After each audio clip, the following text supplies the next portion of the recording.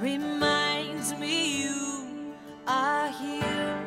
My hope you restore, your promise is sure, and I am convinced that you are faithful.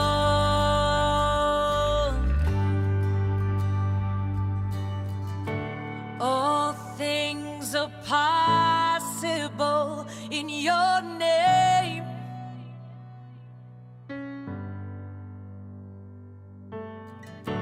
All things are possible in your name.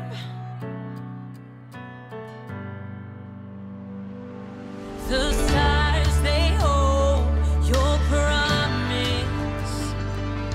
You guide me through the night. My heart is set to worship. My great reward is Christ. My hope you restore. Your promise is sure, and I am convinced that you are faithful.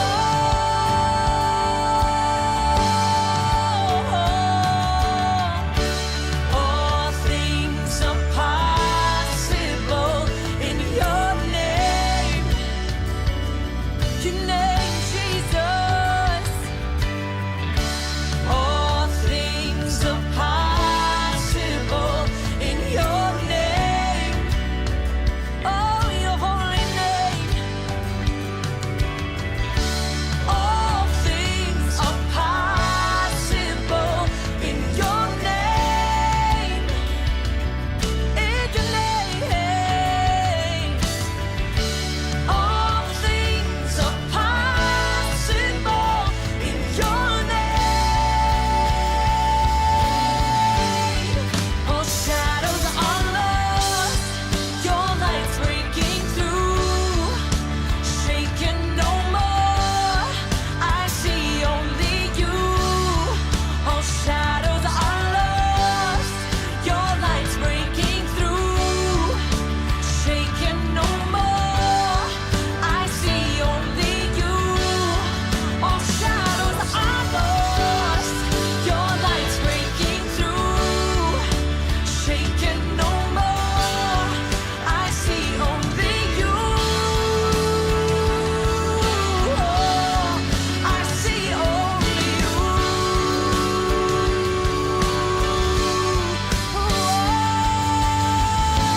All things are possible in your name.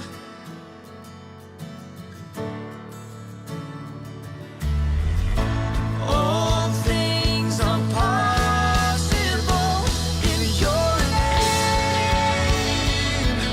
In your name. All things are possible in your name. In your name. Jesus. All things are possible in your name.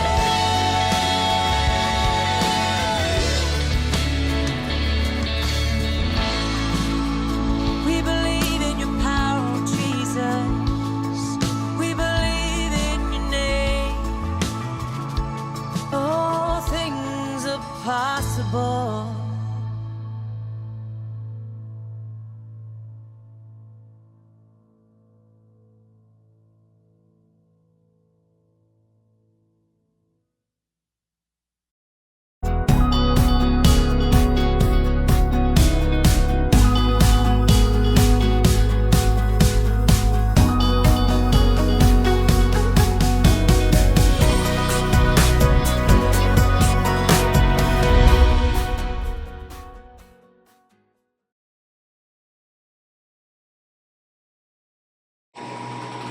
So, hello everyone! So, ngayon ay nasa day 3 na tayo ng ating prayer and fasting. So, kamusta naman po kayong lahat?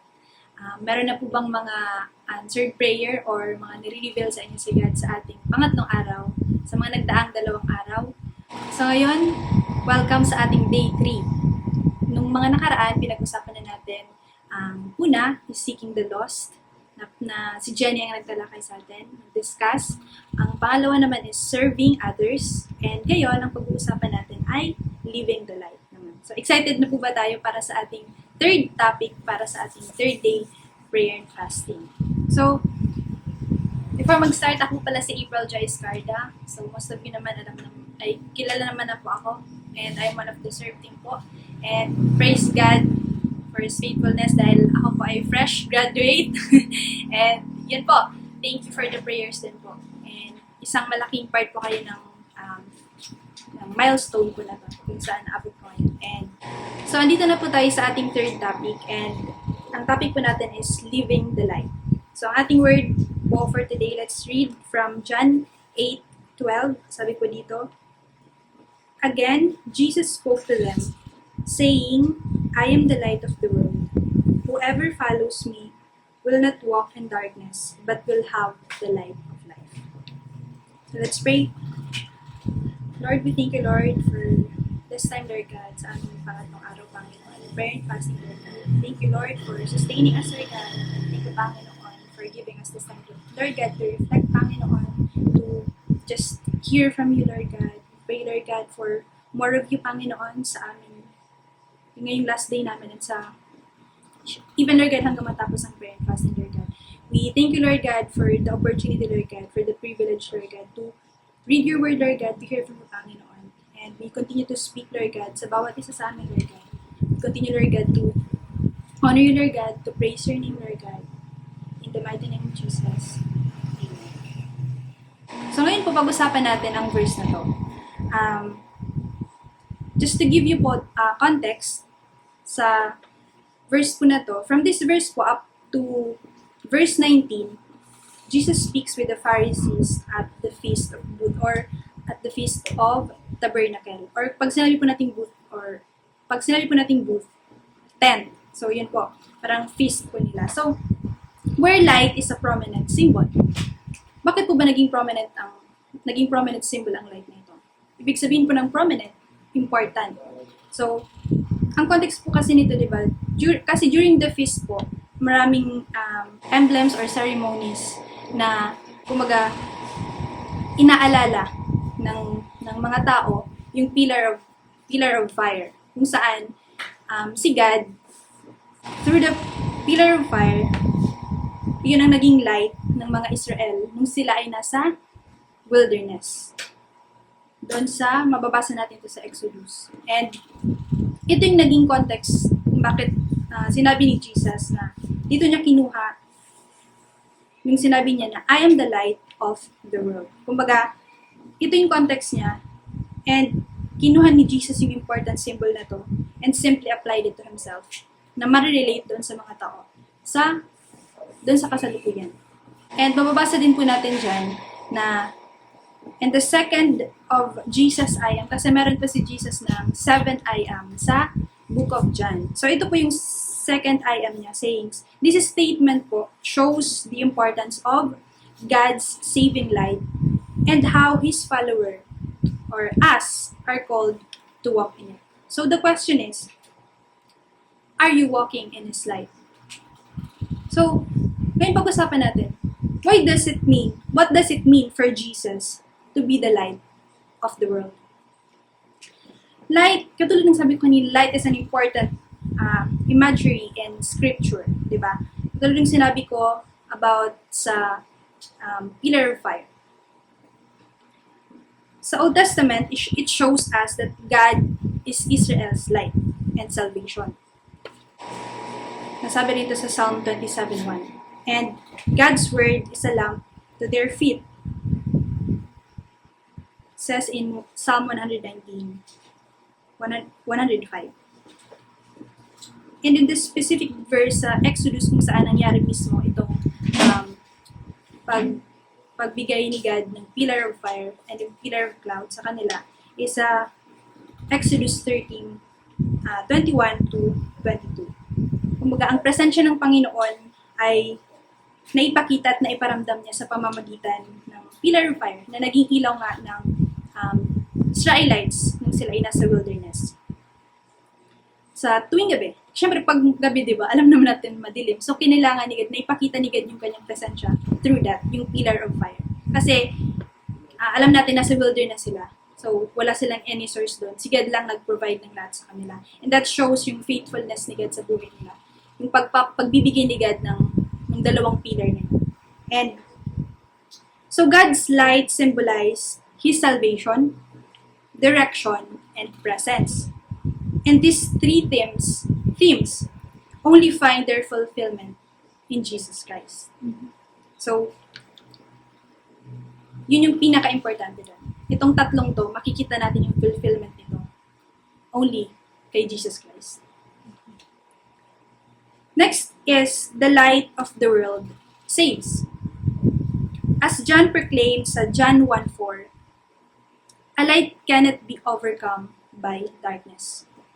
Alam natin kung gaano nakagulo ang mundong to, kung gaano ka-broken ang mundong to. We witness kung gaano karaming corruption, di ba? Specific ngayon sa campus, di ba mga bata, ang dami ng pagkakarahasan na hindi natin i-expect na nangyayari. So that's one of the darkness na sinasabi dito na kasi nga, di ba, after ng word na sinabi, Jesus spoke to them saying, I am the light of the world. Sabi niya, whoever follows me will not walk in darkness, but will have the light of life. So, yun yung isa mga darkness. Ano ba? Di ba, broken ang mundo, full of sinners, and influenced by the enemy. Siyempre, ito lahat to works ng enemy. And if wala tayong Jesus Christ sa buhay natin, hindi natin ito matatakbuhan. Yun yung pinaka-ano doon. Ano man ang takas natin, hahabulin at hahabulin tayo ng lahat ng to. Yung lies ng enemies, lahat ng schemes ng enemies. Yun yung darkness na ang mundong ito meron tayo. And because of that, maraming taong naliligaw. Diba? Living accordingly to fleshly desires at nabubuhay sa kasinungalingan. Kasi hindi nila alam yung truth. Hindi nila alam yung kung ano yung tunay na pangahawakan nila. Kasi ang alam lang nila, sumasabay sila sa agos ng mundo. Yun yung kasinungalingan na binibigay ng mundo to if we don't know Jesus Christ. If we don't accept Jesus Christ sa buhay natin. Pero ang good news is, humanity was not left without hope. And that hope is Jesus Christ. Jesus is the light of the world who opened the eyes of the blind and rescues his people from spiritual darkness. From John 9:1-3. And it's true. Yung lahat ng sinabi ko kaninang example, yun yung mga spiritual darkness na hindi natin kayang kontrolin, hindi natin kayang takbuhan, hindi natin kayang iwasan. And katulad sabi ko, si Jesus lang ang light na kailangan natin para mawala tayo doon, makaiwas tayo doon. And through His life, death, and resurrection, He delivers sinners, us, including me, from the kingdom of darkness and leads them into marvelous light. And I hope and I pray that each and every one of us palagi nating dinedeclare sa buhay natin. Diba? Katulad sa kanta, From Darkness to Light. And alam natin na yung kantang yun kapag sinabuhay natin, sinapuso natin, talagang from darkness to light, si Jesus lang yung light natin na makakapagpabago ng buhay natin. And so our only recourse or yung pinaka-source ng help natin is our trust, hope, and yung obedience natin kay God or kay Jesus Christ. Kasi as we trust Jesus Christ for our salvation, we must also seek to participate in His mission. Jesus calls us to live as a people who bear witness to Him as our hope in the midst of a hopeless world. Diba? As a follower of Jesus, yung mission natin is to be the light also sa mundong to. To be the salt and light sa mundong to. Just like what Jesus did sa atin. Hanggang sa kasalukuyan, hanggang sa patuloy tayong nabubuhay, hanggang sa patuloy tayong nagko-continue sa pag-walk sa Kanya. And especially sa lahat nangyayari ngayon sa mundo. And ngayon ang prayer natin for today, for itong third day natin is sa campus. Diba? Yung balita na mga bata gumagawa na ng mga krimen. Diba? Hindi natin masukat kung saan nagmumula lahat ng to. Kumaga, paano nangyayari? Paano, kung ako, syempre ako especially, magiging teacher ako. Kumbaga, napapaisip ko, Lord, ano ang mangyari sa mga susunod na years? Mas lalala ba? Or kukunti ba? So, ang prayer ko is, Lord, help me to be the teacher na maging light sa mga batang to. Help me to be the teacher na hindi lang ako magtuturo, kundi Lord God, may papakilala ko sila may papakilala kita sa mga batang to. Na through sa buhay ko makikita kanila. And through that, kumaga, itong campus talagang super important. Yung mga bata, sobrang importante. Kasi sila yung next generation. Sila yung next na magiging leaders ng mundo. So ano na kung ngayon palang nangyayari na sa kanila to? Ano na kung ngayon nakakagawa na sila ng mga karumal-dumal na bagay na nakakapatay sila ng tao, di ba? Sobrang sakit, sobrang hirap kumaga i-accept yung ganong pangyayari. And ang pinaka-ultimate lang talaga na magagawa natin is to pray for them and to be the person na makakatulong sa kanila para kumbaga mabago yung perspective nila. And hindi yun mangyayari na tayo lang. Kailangan natin si Jesus. Kailangan isa pamuhay natin. Kailangan magliwanag tayo sa mga batang to. And hindi na, kumbaga, umabot pa sa mga susunod na henerasyon na mangyayari pa ito ng paulit-ulit. Also in Him, we are God's children, lights to the world, who are called to proclaim and demonstrate His saving truth. So sa mga nangyayari na yon, mapapatanong tayo, Lord, may pag-asa pa ba? Ano after nito, di ba? Pero I pray that yung hope na meron tayo kay God, hindi mawala. Yung hope na there's always, yung better, mas better na mangyayari after yun. Kasi may purpose lahat ng to. And ang pinakamagandang magagawa natin is to really continue sa pag-walk sa Kanya. And hindi tayo mawala doon sa mission na yun, especially to the next generation. Because Jesus is the light of the world, we can also reflect His light to this world. Tanging si Jesus lang ang makapagbibigay ng pag-asa at kaligtasan sa mundo. Sa ating campus, sa ating community, sa workplace, kung saan man tayo dinala ni God, or sa mission fields, sa lahat ng na dinala tayo ni God kung nasaan tayo ngayon. Lahat yon hindi tayo napunta doon ng walang purpose, ng walang dahilan. Kasi, alam ni God na may magagawa ka. Sa place na yon, student ka man, and working ka na, yun, may purpose lahat. So, I pray that yung bagay na yon na hindi mawala sa atin, yung mission na yun hindi mawala sa atin. And, kasi yan, kaya't naway maging matibay na patotoo ang ating buhay. Ituon natin ang ating isip kay Jesus Christ. At kung makita ng ibang tao yung liwanag sa atin, sa ganun, maging liwanag din sa Jesus sa buhay nila. And remember, it's less about being perfect and more about direction. Keeping God as our guide instead of walking in our darkness. So, let's pray. Lord, thank you so much, God. Thank you for the reminder. Thank you for your word today, Lord God. That, Lord, truly, God, you are the light of this world, Panginoon. That despite everything, Lord God, we have hope, Lord God, and we can trust, Lord God, in your ways, Lord God. We can trust in you alone, Lord God. That all these things, Panginoon, ay may hangganan, Panginoon. And that we can trust, Panginoon. We can have hope in you, Panginoon, na sa patuloy, Lord God, na pagkilala namin sa iyo, pagsik namin sa iyo, Lord God, magiging light din kami sa iba, Panginoon. And that's our prayer, Lord God, na mag-continue, Lord God, na makita ng ibang tao, Lord God, na makilala ka nila through sa buhay namin. So we thank you, Lord. Maraming salamat na ikaw ang patuloy, Lord God, na nagiging ilaw sa atin. Thank you, Lord. You're holy God. your righteous God. Praise you, we bless your name in the mighty name of Jesus. Amen. So, yun, maraming salamat po. And ngayon, syempre, iniimbitahan namin kayo sa ating Sunday gathering sa darating na Sunday. So, I hope to see you there.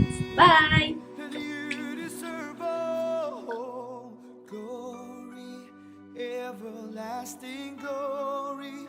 You alone are mighty, you alone are worthy to be praised. Over all creation, we sing of your salvation.